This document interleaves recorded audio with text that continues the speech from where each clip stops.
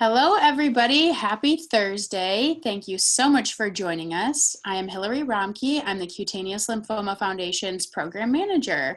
We're so grateful that you took time out of your day today to join us. So welcome. Just before we get started here, I'm going to give a quick thank you to all of our corporate partners and our individual donors. Without you, we certainly couldn't do these events. So thank you so much for your continued support. So today, we're going to be talking about advocacy and awareness, and we have an excellent speaker here with us today. We have Monica Bryant. Monica is a cancer rights attorney, a speaker, and an author dedicated to and improving access to and availability of quality information on healthcare-related issues. Monica is the co-founder and chief operating officer for Triage Cancer. Monica, thank you so much for being here with us today. Thanks so much for having me. So I'm going to turn things over to Monica here. We'll get started. And then please, if you have any questions, you can go ahead and enter them into the Q&A bar at the bottom of your screen, and we will get to your questions at the very end. So Monica, I'll hand it over to you. Thanks, Hillary. So today we're talking about advocacy and awareness. Next slide, please. But before we get into the nitty-gritty, I just wanted to share a little bit about Triage Cancer because you may have additional questions after today or have questions about other topics. So I just want to make sure that you know where you can go for more information in addition to CLF. So Triage Cancer is a national nonprofit organization that provides education on all of the legal and practical issues that can arise after a cancer diagnosis. And as you can see, that really runs the gamut from health insurance to caregiving to employment issues to finances, sort of all those practical pieces that arise. Next slide, please. So we provide this education in a couple of different ways. We host conferences. We host 3 a year. This year, we've actually hosted 2 virtually, we've hosted 1 virtually and 1 will be again in October. So if you're interested in joining us, please sign up. It's totally free. And we do provide CEs and contact hours for nurses and social workers. Next slide, please. We also host a monthly webinar series on a variety of issues. And then we record these webinars so that they're available. Even if you didn't catch them live, you can continue to use them as a resource moving forward. Next slide. In addition to our events, we have materials online, and you'll see throughout today's presentation, I've posted links to what we refer to as our quick guides and checklists. They're 1 to 2 pages. They're hopefully pretty easy to digest. They're available for download for free on our website. And again, they sort of run the gamut of all the issues that come up. But we know how overwhelming this information can be sometimes.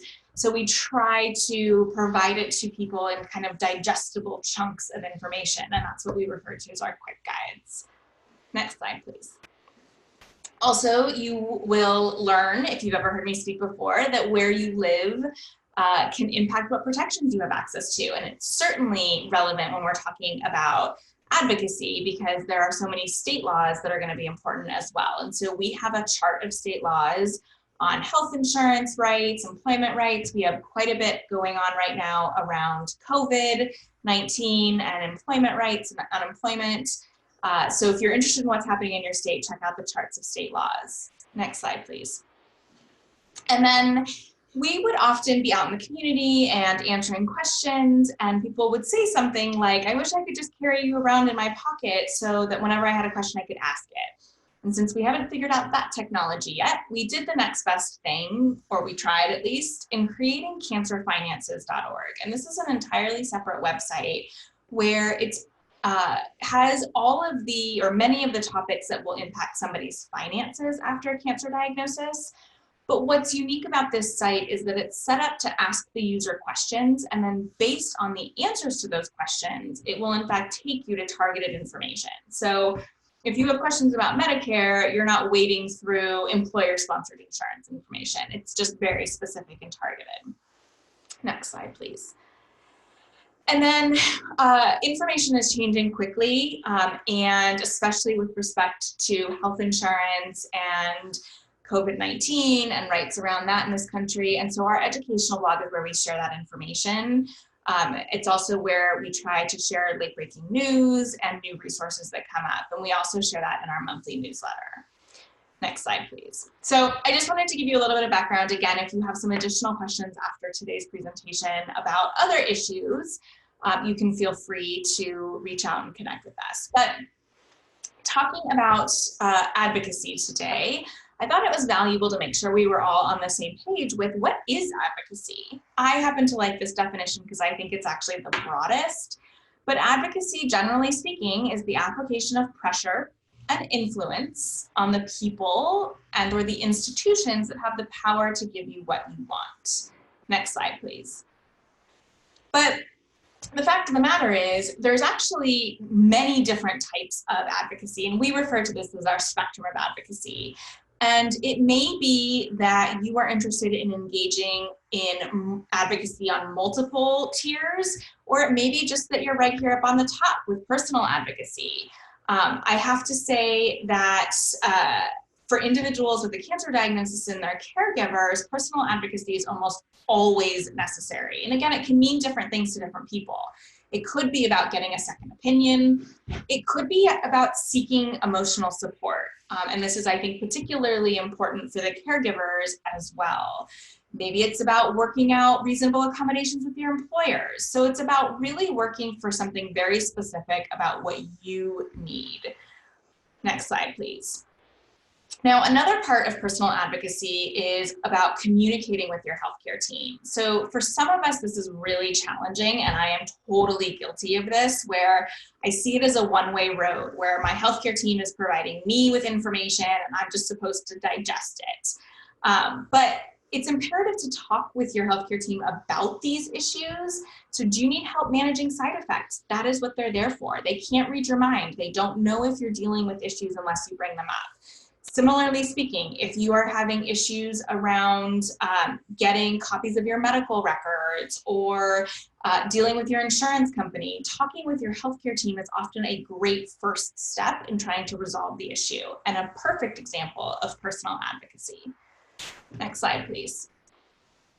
So these are some of the things that a lot of people don't necessarily consider as healthcare issues and don't necessarily think about talking with their healthcare teams about these issues. But people need to be sharing this information with their teams so that the healthcare team can in fact support them in whatever decisions and issues are coming up. So are you working through treatment? Are you returning to work after active treatment? Are you still experiencing side effects, or you're now having some late-term side effects? So talk with your healthcare team about what's going on and about how maybe they might be able to help you at work even.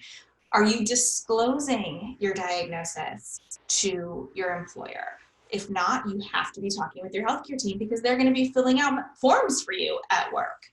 Are you having problems with transportation or insurance coverage? If you're transitioning out of active treatment, do you want a survivorship care plan?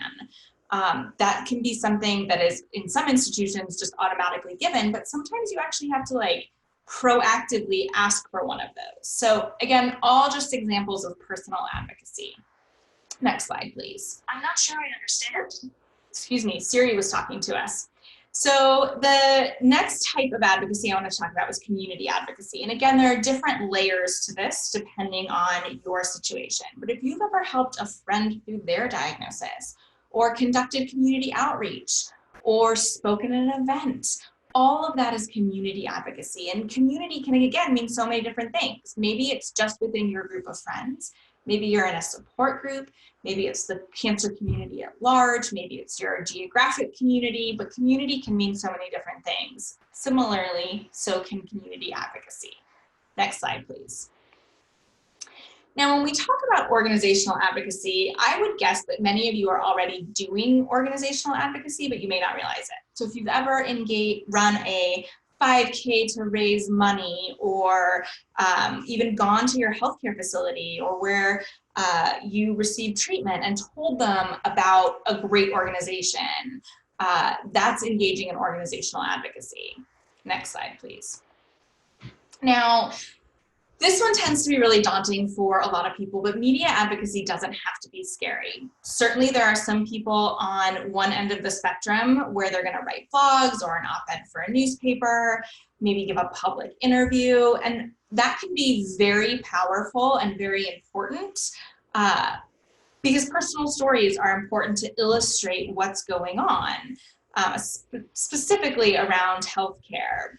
But we do hope that people think through all of the ramifications around disclosure, because disclosure is one of those things that can have a wide-ranging and long-lasting impact in a variety of settings, so employment settings, personal settings. And so we just want to make sure that before people go out there and tell their whole story, they've thought through all of those ramifications. And we have a quick guide on disclosure on our website. And we also just did a webinar around disclosure that's archived on the Triage Cancer website as well. So if you're interested in sort of a more in-depth conversation about that, those might be resources for you to check out.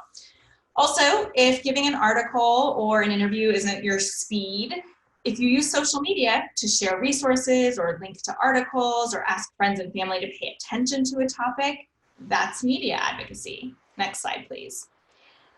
Now, if you do use social media, we certainly hope that you engage with us. These are all of our handles and the hashtags we use, because what we're seeing happening more and more is that elected officials are using social media to engage with their constituents. And this is just one example, and we're going to talk a little bit more about legislative advocacy in a few minutes. But again, social media has become this great tool to engage with your elected officials. And even before this current administration, we saw elected officials engaging. So we have a webinar archived on our website that we did in conjunction with Living Beyond Breast Cancer, specifically around using Twitter for advocacy, because there's some really great tips and tricks on how to be effective at using Twitter. Next slide, please. Now, when we talk about scientific advocacy, many people believe that they have to have expertise in an area of science in order to effectively engage in scientific advocacy, but it's not necessarily true.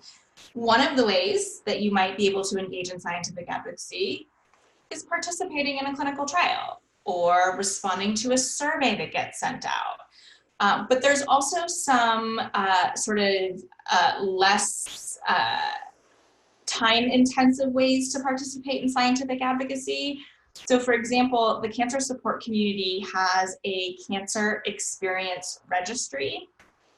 It's totally free and confidential to participate in, but what they're doing is they're actually collecting information from both individuals who have been diagnosed and their caregivers about their experience. And it's around a whole host of issues. So the psychosocial issues, things like stress management, the financial issues, the actual treatment issues and side effects.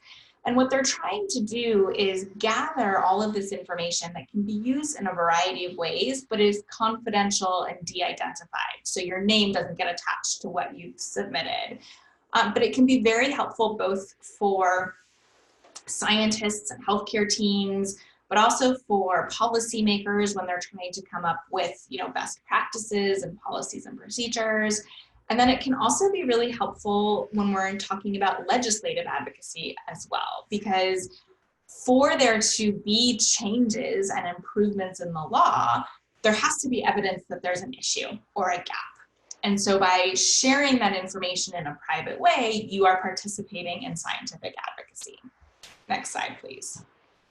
Now, policy advocacy often gets confused with legislative advocacy, but they aren't actually the same thing. So policy advocacy is about specifically working for, supporting, or working for a change in a policy. And certainly that could mean a policy in a legislature or a legislative body, but it doesn't have to be that. Maybe it's about working with your employer to change a specific policy to make it easier for people who are coping with cancer to go back to work. Or maybe it's about a specific policy in a healthcare facility about what types of information or forms are going to be used. So it's whenever there's a policy and you're working to support that or change that, that you're engaging in policy work. And again, when we talk about policy advocacy, that could mean about testifying in front of a legislature, which is amazing and great and super useful and needed. But we wouldn't want someone to do that without first thinking through that disclosure piece as well. Next slide, please. So all of that leads us to legislative advocacy. What are we talking about here?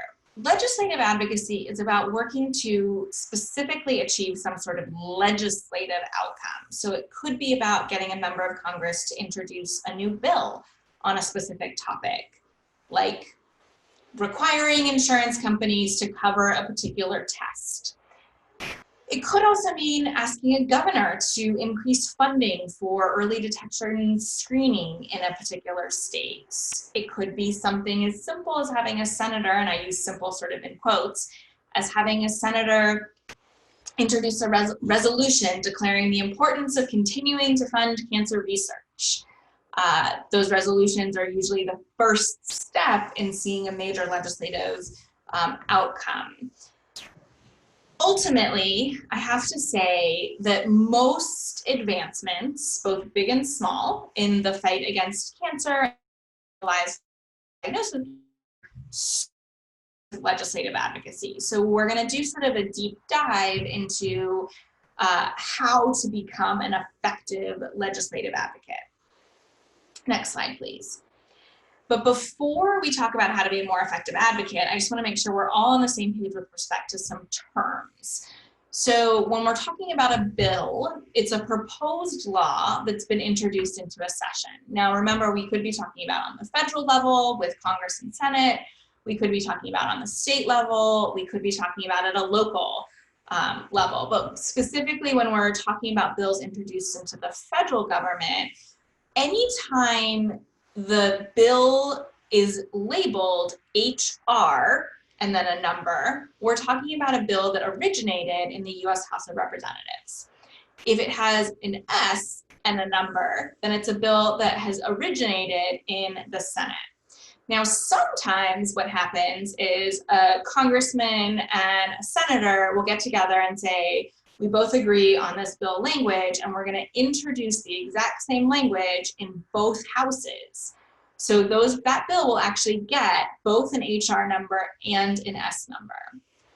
And that's done for a variety of reasons, but often it's about just sort of seeing the landscape and where is the bill going to move forward first.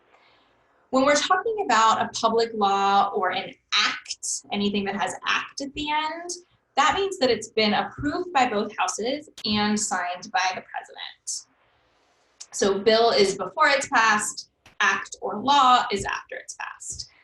When we talk about a district, that's the geographic representation that legislator is assigned to. So districts are relatively set in stone, but every few years based on census information, districts boundaries can get redrawn. So we just, I think we're in the middle of the census right now. So in the next couple of years, you may actually find out that you're in a new district if you were on the border, because again, things kind of get carved out differently. And then finally, a constituent is just a citizen that resides in the district of that legislator, excuse me. So if I'm in Illinois, Senator Durbin is my senator, and I am his constituent. You'll see why that language becomes very important in just a minute. Next slide, please. So the first step in any legislative advocacy effort is to figure out who are your elected officials. You have 2 federal representatives, you have 2 state, oh my gosh, it's been such a long week. You have 2 senators at the federal level, and then you have a number of representatives. And the number is going to be based on your state's population. So there are more California representatives than there are Alaskan. When we're talking about the state level, there's going to be somebody at the top. So that's the governor, and then there's lieutenant governor, and so forth. And then typically you have state senators and state assembly members. Sometimes the terminology varies based on the state. And then of course you have local elected officials. And again, the terminology depends on the state. So you could have a board of supervisor, you could have a city council. In Chicago, we have aldermen. So the names are all a little bit different, but the basic structure is generally the same. Now, a lot of times I will talk to people and they will say like, oh, I don't really pay attention to local elections. I really am just concerned about what's going on federally. And that's fair. Obviously, our federal elected officials have quite a bit of influence and power. But I urge people not to forget about those local elections, because it turns out they have quite a bit of power and control and influence on our lives as well. And I think we're seeing that more and more given the current COVID-19 situation, where you have some cities that are acting in one way and the city down the road is acting completely differently. So those local elections are just as important for a variety of reasons. Next slide, please. So how do you actually find your elected officials? There's a couple of different ways to do that. So you could go to each body and do a search by zip code. So you can go to the US House of Representatives, put in your zip code, and you'd find your representatives. I like to do as few steps as possible. So I've used Common Cause before, where you put in your zip code or your street address, and it actually lists all your elected officials from the president on down. So it's kind of a great one-stop shop for that. Next slide, please.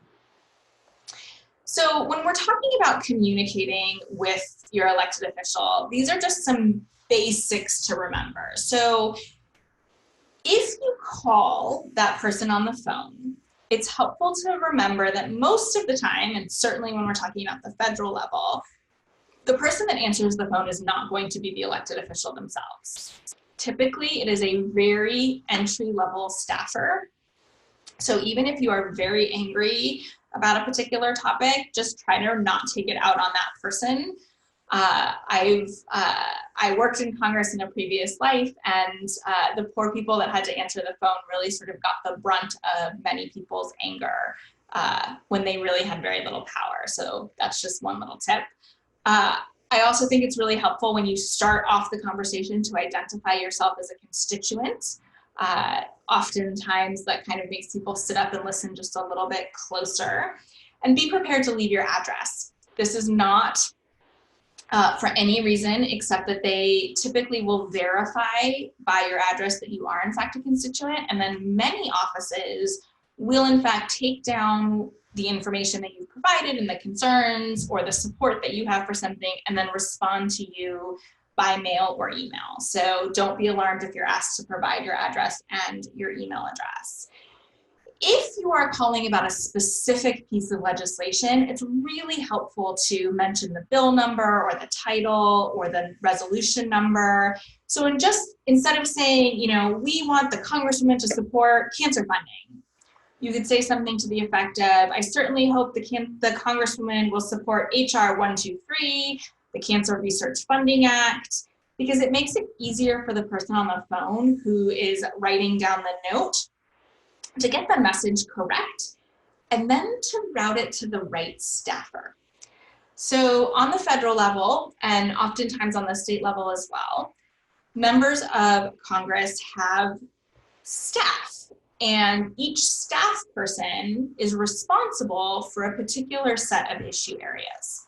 So for example, I worked on the Congresswoman's judiciary issues, so I dealt with things like immigration and some healthcare and criminal rights. So anytime somebody called about one of those issues, the message would first get routed to me. And then depending on what the issue was, I would dispatch it either to just have a letter sent out, or it would actually go in front of the congresswoman. So by being really specific about what it is you're talking about, it kind of makes sure that your concern and the point that you're making gets routed to the right eyes. So I also think it's really valuable to include an ask. What I mean by that is be clear about the action that you want your elected official to take. So vote no on HR 123, co-sponsor S134, continue to support Judge Joe's nomination for the district court. So whatever it is that you want them to do, be very, very clear about that action. Because again, it just helps the person taking the note to relay that information. So let's say you're writing your elected official. Again, it's a lot of the same things. Make sure you include your address. I actually recommend that you include your address on the letter as well as the envelope, because many times what happens is the envelope gets opened, gets tossed, and then only the letter is passed along to the right staffer. So if you haven't included the address on your letter, again, you may never get a response, or it may never get responded to because they can't verify that you're a constituent. Keep it short. Really, one page is ideal. If you're really can't make it fit on one page, you could go to the second page, but that would only be in limited circumstances. Remember that hundreds, if not thousands, of pieces of mail are being sent to these elected officials on a daily and weekly basis. The staffers don't have time, the members don't have time to read essays. And so it is very unlikely that they're ever going to get to page 3 or 4 of what you have written.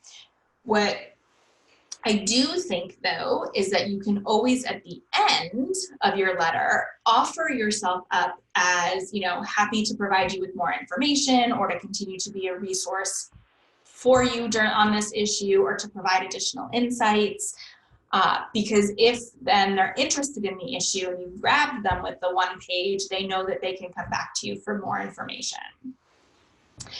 And a lot of times elected officials are looking for somebody who would be personally impacted by the legislation to tell their story. So if you're willing to do something like that, let them know. Of course, again, I say all of this with the asterisk around, make sure you've thought through disclosure before you offer that.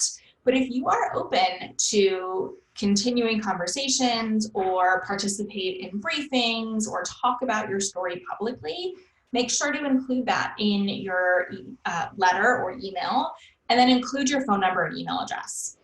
So much now is happening via email, it just makes it easier for staffers to make that next step and connect with you.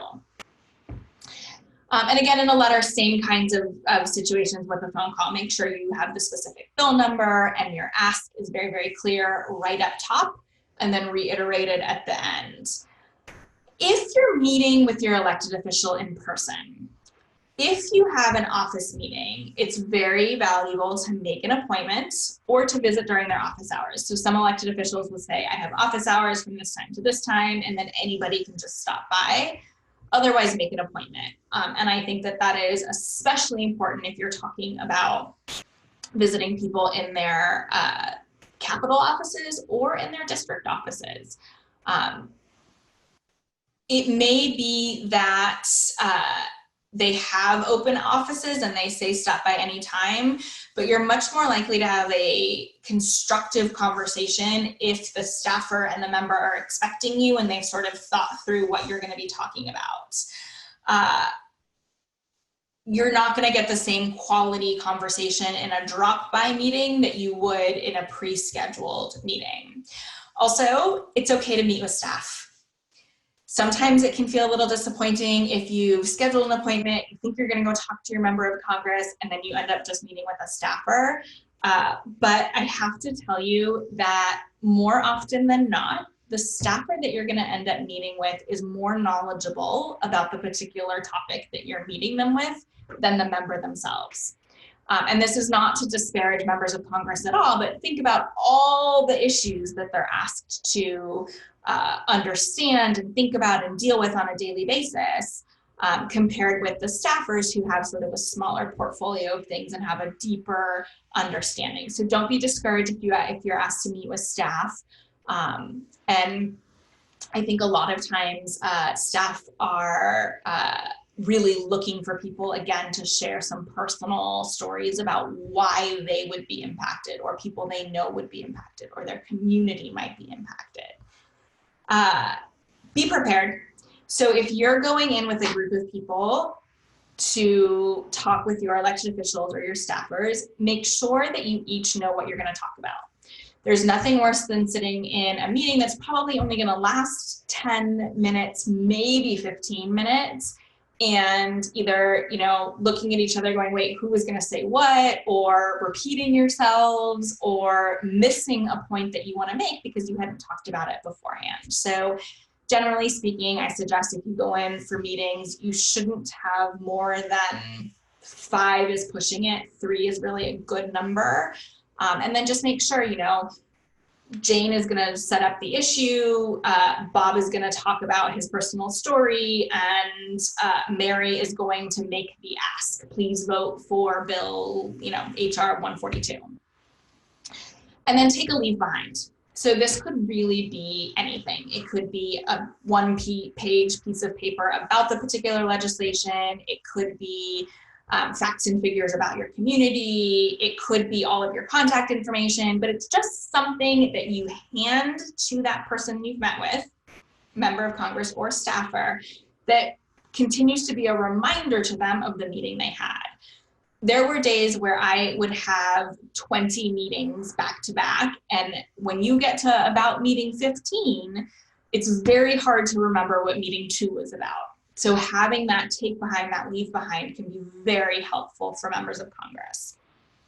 Now, I think if there is anything positive that you can come up with to mention to your elected official in these meetings, that's helpful. Even if you disagree with your elected official on almost everything, typically there's one thing that you can compliment them on.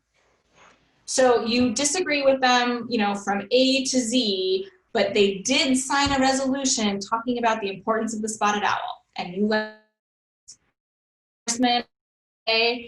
what we're talking about today, but I really appreciated your support of that spotted owl resolution.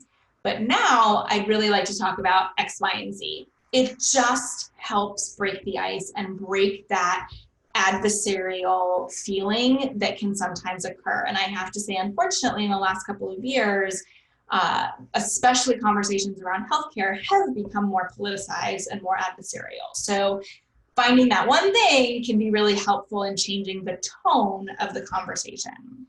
And then I also think that advocacy is a two-way street. It's about relationships. It's a very nice touch if you ask the person that you're speaking with towards the end of an in-person meeting if there's anything that you can do for them to help their efforts. It's not something that a lot of people think about doing, and they don't always think about the idea that as constituents, there might be something that you could in fact do for your elected official, and it will make a lasting impression on that staffer. And that's ultimately what you want, because that meeting is just step one in the advocacy process. Next slide, please. Oh, I apologize that I'm now just seeing this slide. Next slide. So after a meeting, you want to send a thank you note. And this could be email, it could be hard copy. I know that people have certain feelings about, thank you notes should be hard copy, and I don't disagree with you. The challenge is, especially if you're talking about your federal elected officials, is that the mail is a very lengthy process. So it can take up to 2 weeks for your mail to get to the member of Congress, because it has to go through all sorts of screening. So really best practices are, if you want to send a hard copy note, that's great, but also send an email following up immediately. Not only is it good manners, but it's another way to have a contact and to make your position heard in front of that people. So think about what I said about that day I had the 20 meetings. I can't remember what meeting number 2 is, but I get back to my desk and I see an email from them thanking me. Oh yeah, that's what they were talking about. And I'm thinking about your issue again and your position again. I think that it's also really helpful if in your meeting, if there are any questions have come up and you didn't have the answer to them, because that happens. So staffers might ask a question like, well, how many people in your community are impacted by the fact that there's no paid family leave? And you're going, I have no idea.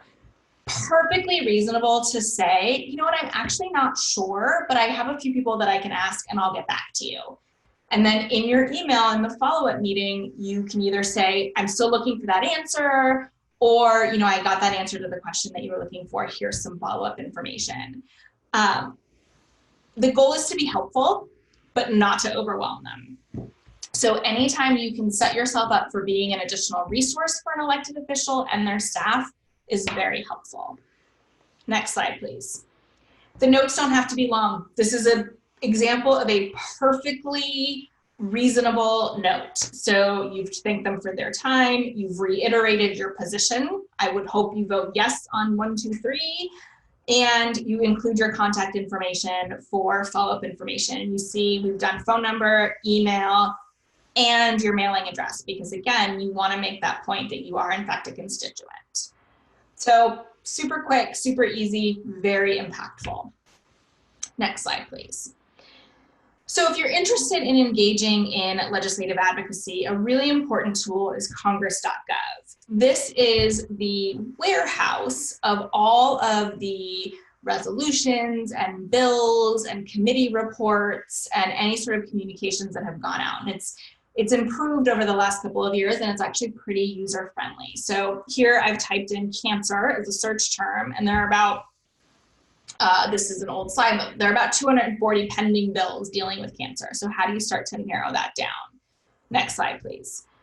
So let's say I find one that I'm interested in and I'm interested in learning more about. I can click on the top left and actually get alerts, which I think is really, really helpful if you're interested in continuing to see. So anytime something happens with this bill, you actually get an email in your inbox about, hey, something is happening. You can also see where the bill is in the legislative process. So you can see this one has been introduced, it's passed the Senate, it's passed the House, and it's gone to the President. You can see any supplemental materials over here on the right. So the CBO is the Congressional Budget Office, and they do reports about how much, like what's the financial or fiscal impact of a particular piece of legislation. That report will be in there. So I think that it's a really useful tool, and you can actually look back in past Congresses as well. So oftentimes bills will get introduced more than once, so you can actually look back a few years and see what's been done on a particular topic. Next slide, please. Now, one of the things that you could potentially ask your elected official to do to show support for a bill before it's maybe on the floor and up for a vote is you could ask them to co-sponsor the bill. But before you do that, you definitely want to double check that they aren't already a co-sponsor.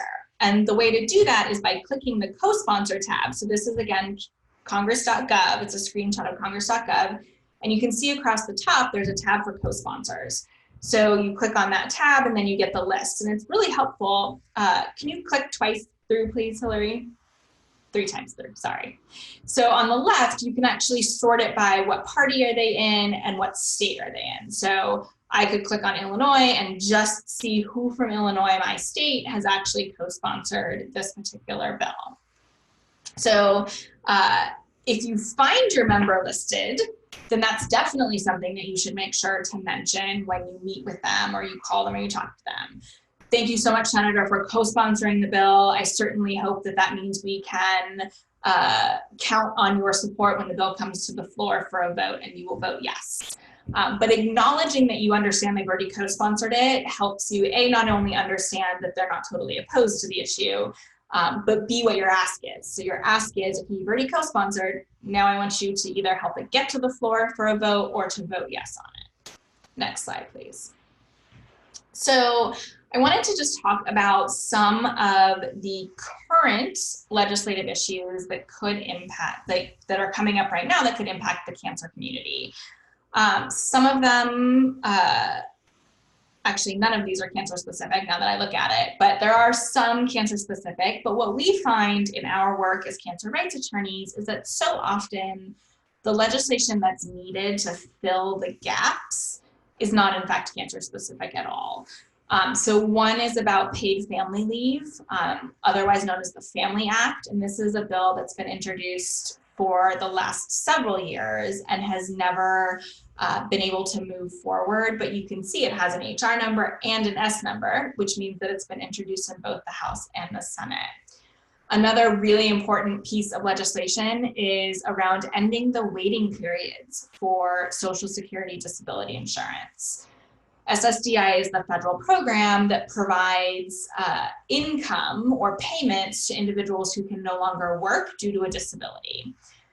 The challenge with SSI, or one of the challenges, is that there's a 5-month mandatory waiting period before you can start collecting benefits. The practical problem with that is that we're talking about people who have such a severe disability that they're unable to do any kind of work. And yet we're saying, but we're not going to provide you any sort of financial support for 5 months, and then your support will kick in. So this particular bill is to eliminate that 5-month period. I also say another huge issue that's come up a lot over the last several years is about Medicaid expansion. So the Patient Protection and Affordable Care Act, or Obamacare, expanded Medicaid for individuals who have a low income level. It used to be that you had to have a low income level, a low asset level, or resources, and fall into another category like having a disability. So it was challenging to have access to Medicaid if you just had a low income. The ACA was trying to change that, but in the Supreme Court's decision in 2012, they actually ended up making it voluntary for states. And so we now have a patchwork of states. Some have expanded, some haven't expanded. And we get calls probably on at least a weekly basis, if not a daily basis, from people who can't access healthcare because their state didn't expand access. So if that is something that you are interested in one way or the other, I know that Medicaid expansion is on a few different ballots in states this year. Missouri is one example of that. Their primary is coming up in August, and Medicaid expansion is going to be on the ballot then. Certainly expanding the definition of family under state leave laws is an ongoing issue. So under FMLA, which is the federal law, you can only take leave for a seriously ill child, parent, or spouse. And as you can imagine, that's a pretty limited definition for a lot of families in the United States. And so there are, multiple efforts in several states to expand that definition. So somebody could potentially take FMLA to care for a seriously ill sister, or aunt, or grandparent, or in-law, so mother-in-law. So that's happening on the state level. And then there are also some federal efforts to provide paid leave for caregivers and individuals who are immunocompromised. And that's specifically around COVID-19 and the current pandemic and people returning to work.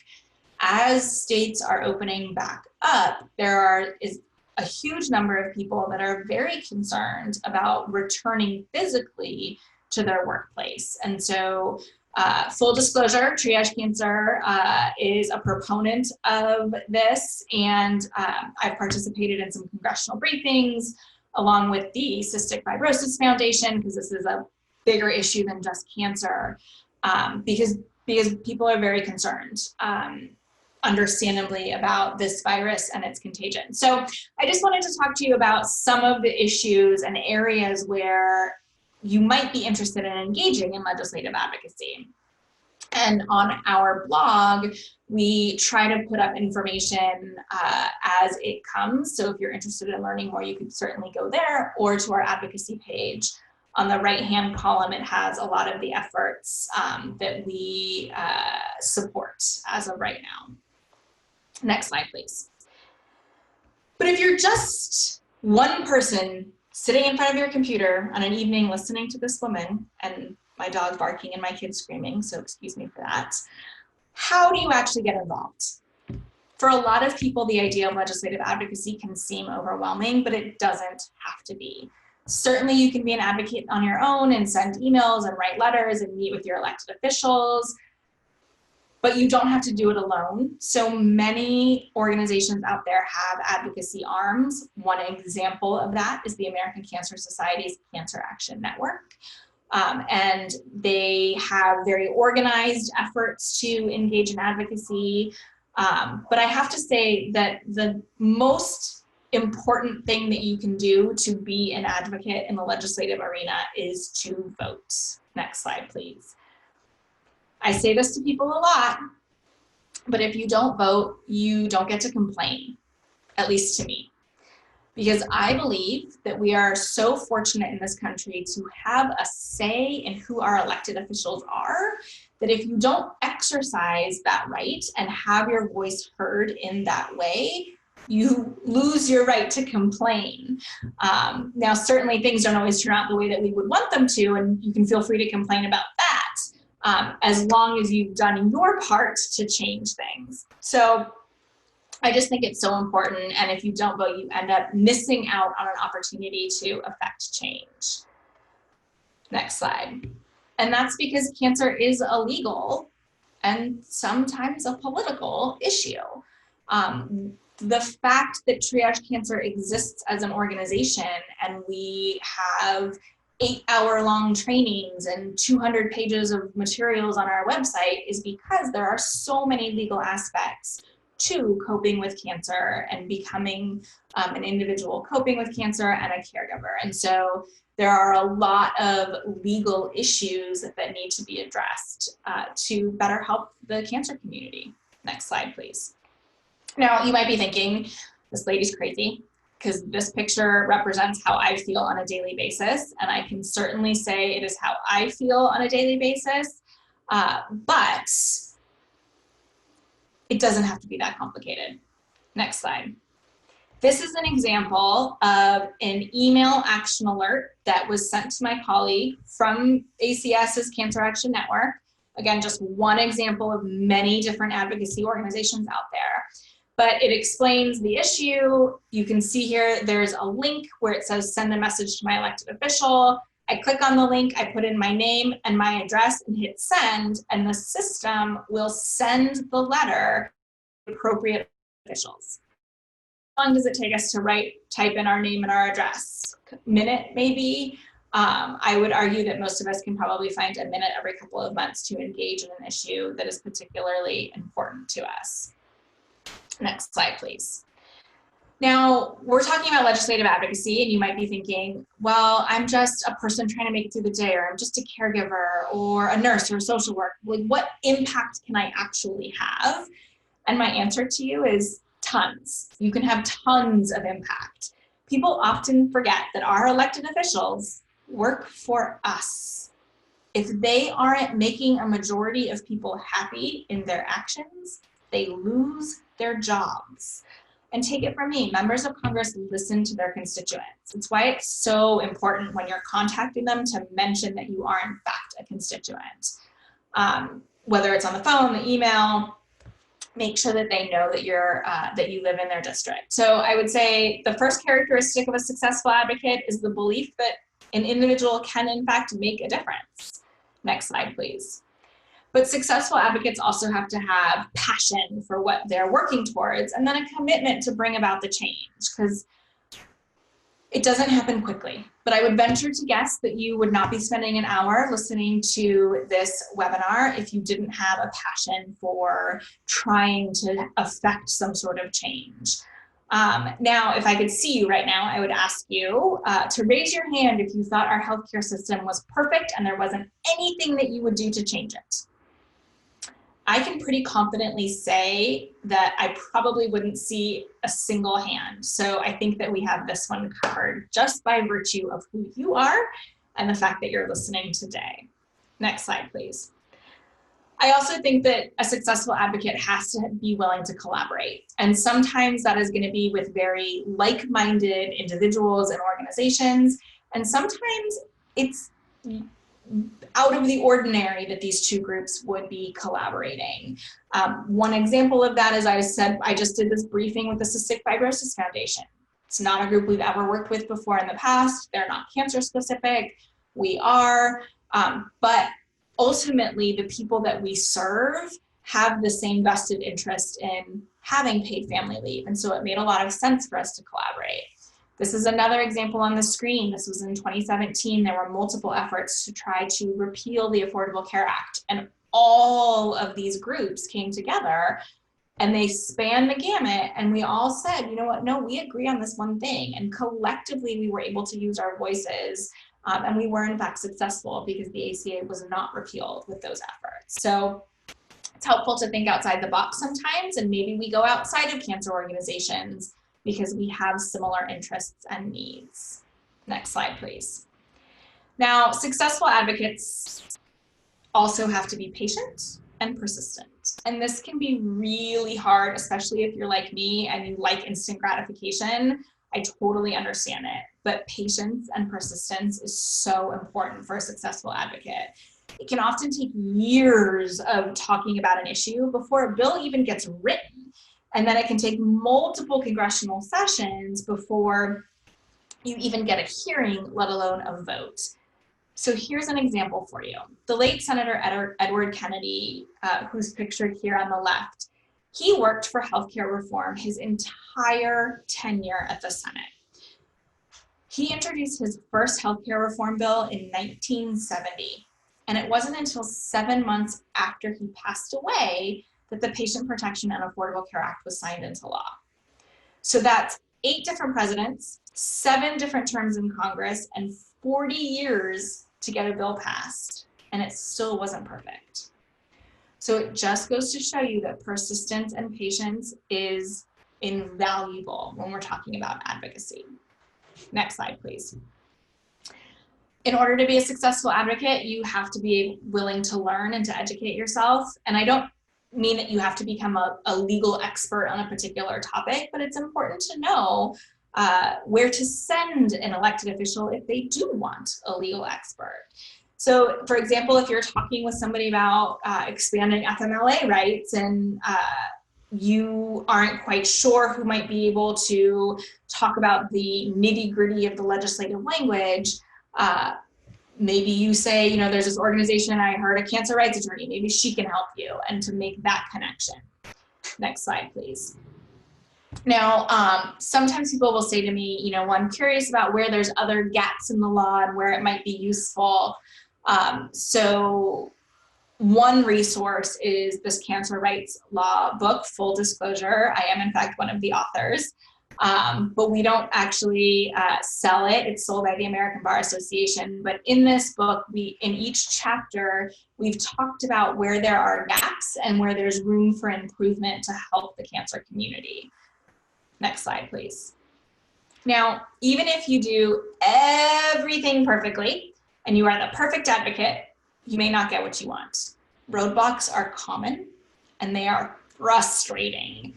Look at this little guy. On first glance, he's stuck on his back. He's got his 2-inch little legs flailing about. How is he ever going to deal with this? Next slide, please. But this is where perspective comes into play.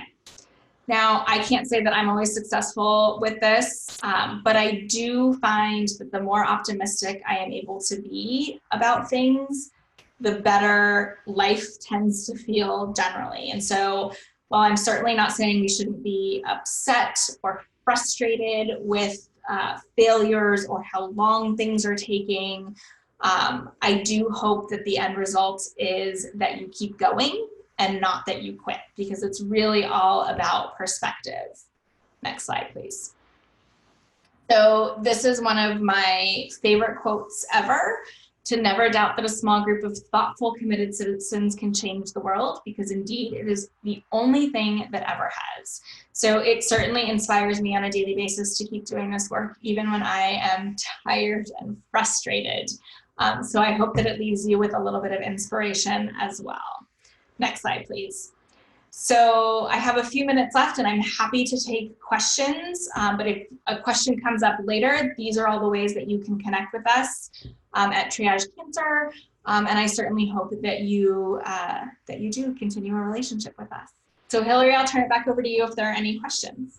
Awesome. Thank you so much, Monica. That was excellent. And it's just like, it is really inspiring just hearing you say, you know, one person can change something, and it's really important for all of us to remember that. And so use your voice, don't let it go unheard, and speak your truth.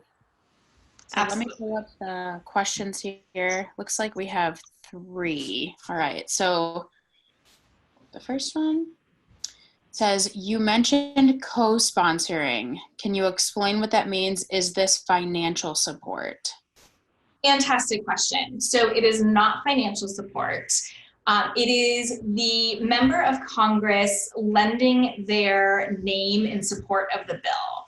And having several co-sponsors, especially if you can get co-sponsors from both political parties, shows the committee staff that the bill has a lot of support, because after a bill is introduced, typically what happens is it gets assigned to a committee, and then that committee holds a hearing and holds a vote, and if it's voted out of committee, then it gets to go to the floor and the whole body will vote on it. So by gaining a lot of co-sponsors, you're kind of doing the work on the front end to show that your piece of legislation has support, and it can help shepherd that bill through the process. Cool. Thanks for clarifying. Yeah, it's a great question. It is. The next one says, are there, and you kind of answered this a little bit, are there ways I can be more involved while being limited by COVID? Will my letter/email be as impactful as an in-person meeting? Also a good question. Very good question. So I think there's been a couple interesting things that have happened lately. So I am shocked at how much is occurring virtually now. So like I said, I just did this congressional briefing and it was all virtual. So everybody else was in DC in their various locations and I was here in Chicago. So members of Congress, I do think, are taking some virtual meetings. I know they're probably pretty slammed and have Zoom fatigue like the rest of us. But that is an option. I definitely think a phone call is valuable. And I think letters are incredibly valuable. So it's hard to feel like that letter is going to be impactful because you just kind of send it out into the ether and does it actually go anywhere? But I will tell you, I know members of Congress who would have their staff count up all the letters and faxes and emails and phone calls for an issue and against an issue. And based on the number, which should I get more of, is how they decided to vote. Mm-hmm. So even though it might not feel impactful, it can have a huge impact. And again, if you follow some of the tips that I talked about today and you kind of let yourself be open to follow-up conversations with the staff and continue to be a resource for them, then again, that's even more impact further down the line. Just kind of following up on, you mentioned after you meet with somebody, maybe sending an email. If you're just writing to them and you haven't had that in-person meeting, would you then recommend maybe a hard physical mail copy or an email, or does it not really matter? I think in this day and age, there isn't a huge difference. Like I said, I think if it's a time-sensitive issue, like a bill is going to the floor the next day, right, an email is definitely better because snail mail is literally snail mail. Right. It takes forever because it has to be opened and scanned and all these things. So if it's time sensitive, for sure, I would suggest an email. Now, I will also say, you can do some internet sleuthing and you can figure out, which staff member on a congressional staff deals with the issue. And sometimes you can even find their email address and send it straight to that staffer as opposed to sort of the general inbox. Right. Or you can call the elected official and say, can you tell me the staffer that deals with fill in the blank, whatever issue you're talking about. Mm-hmm. So yeah, I think those sort of etiquette rules, if it's more polite to send a real piece of mail versus an email, they're kind of loosening over the last couple of years. Cool. And remember, right now, nobody's in the congressional office. Right. We're all in the same boat right now. Right. All right. So last question. When someone is collecting signatures for an online petition, does my signature really make a difference? That's a good one. It's a good question. And I think it depends on what kind of online petition we're talking about. Mm-hmm. I think that, if it's a group, like a cancer organization that's collecting signatures, and then those are all going to be taken to the elected official on a lobby day, that does definitely have an impact. Some of these online petitions, I don't really know because we don't really know where they go.